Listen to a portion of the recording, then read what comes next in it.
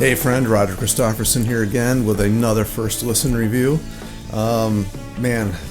This one came out of nowhere.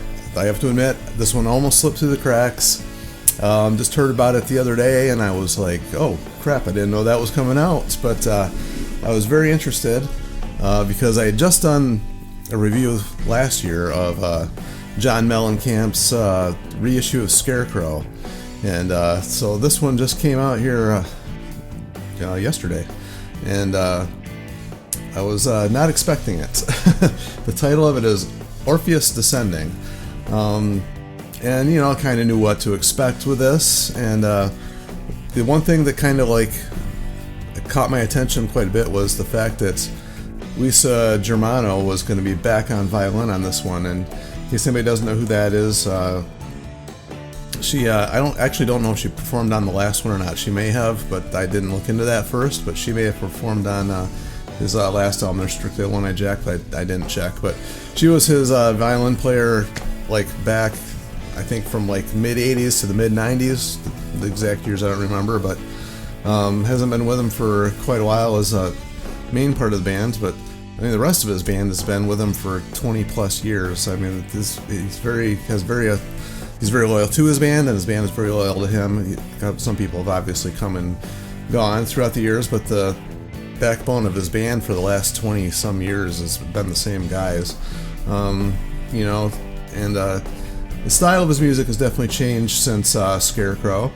This one following suit with the last few releases he's had, but in case anybody hasn't listened to anything that he's done in a while, his voice has taken a toll. And so releasing an album, like that just isn't going to happen anymore. Not that I don't like the way he sounds nowadays, but the register and the singing that he did and his 80 cigarettes a day habit probably didn't do very good for his voice. But anyway, getting to this album, I kind of expected it to be more in the folksy, bluesy style, because that's what he's been doing for at least 10 or so years now. He did a covers album of classics, blues songs and whatnot a few years ago, and pretty much since then that's pretty much what he's been doing.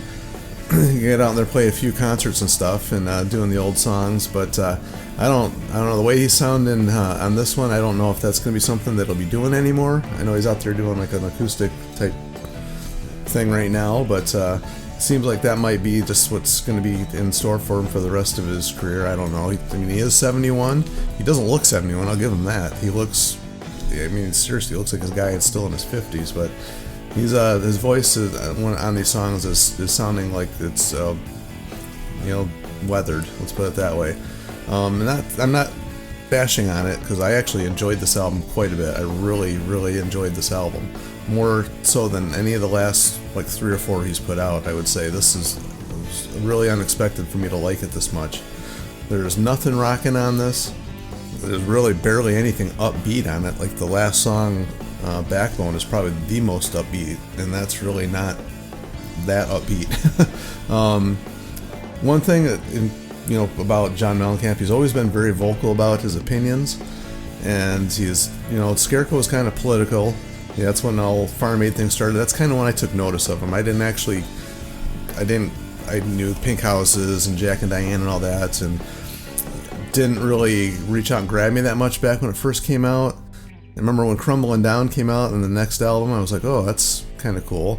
And then when Scarecrow hit, I was like, oh, this guy, I was a metalhead, I was young, and you get kind of narrow-minded when you're young, and then as you get older, your musical tastes kind of grow. But I had been in the country music when I was a little kid, so not that John Cougar's country, but he kind of crosses or bridges that gap a little bit. So it's kind of a rock with an Americana type root, which has some country foundation to it. And anyway, I really took hold of his songwriting and talent back right around the Scarecrow time. So been following him pretty much ever since, and I've really enjoyed his songwriting style and the different routes he's taken over the years.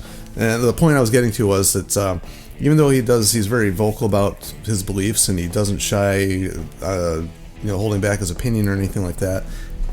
In the actual songs, aside from Scarecrow, which is actually a really political song, and a couple here and there, there's not, even though he's touching on some very political stuff in these songs, like guns and homelessness, a couple things he touches on in here.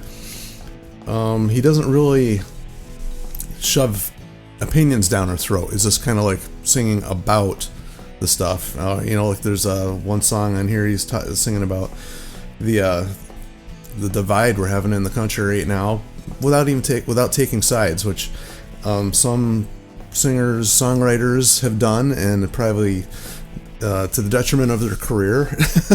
And I think he's very careful not to do that. And it's kind of hard to tell which side of the fence, even though you might be able to guess if you ever heard him talking, which side of the fence he sits on. He doesn't shove that down our throats in the songs, which I like. He's very careful not to do that, and he's a very good lyricist. He writes great lyrics. I've always been a fan of the style. It's almost like storytelling in a lot of his music, which a lot of these songs are as well. A lot of harmonica on these songs. It's very acoustic based. Even though it does full band, it's very acoustic. He's singing within his register. Still a lot of melody. He knows how to write a song. There's lots of melody and stuff that reaches out and grabs you still, even though he's not, he doesn't have like a 4-octave range or anything like that, but there's still plenty of room for melody. So any of you guys out there, struggling singers, you think you need to like sing all over the board to be famous or write a good song? Not true. All you need is a good solid, he's proven it right here, you need a good solid melody, a good song, and something that speaks to people that we can all relate to is always a good idea as well, I think. And he does that. The song Orpheus Descending, this is the one that really stuck out to me. It basically says, I'm not going to repeat his exact words, but it says, where there's a will, there's an effing way. And you can't say it much more clear than that, I guess. Where there's a will, there's an effing way. And I think that's a good philosophy just for life in general. And I guess that's really all I got to say about this album. I really, really enjoyed this album. And I think he's doing exactly what he wants to do at this point in his life, and he's doing it very well. So anyway, I'm not going to go on too much longer with this one, but if you guys are just wondering what you're going to be getting these days with John Mellencamp, that's kind of my opinion on the whole thing. And if somebody else out there has something they want to share as well, or as always, I invite you to leave your opinion down below, just respectfully. And like I always say, this is kind of a conversation between guys or girls, whoever, and just sharing their opinions on music, respecting each other's opinions, and that's all I ask. So anyway, make sure you like, subscribe, share, all that stuff I always have to kind of ask for, and it really does help. I really do appreciate everybody who's been subscribing and commenting. It's kind of cool to have these conversations. It's the reason I do it. I just really enjoy making these videos, just to see what other people are thinking or feeling, and that's just what it's all about at this point. So anyway, appreciate it. Talk to you guys next time. See you.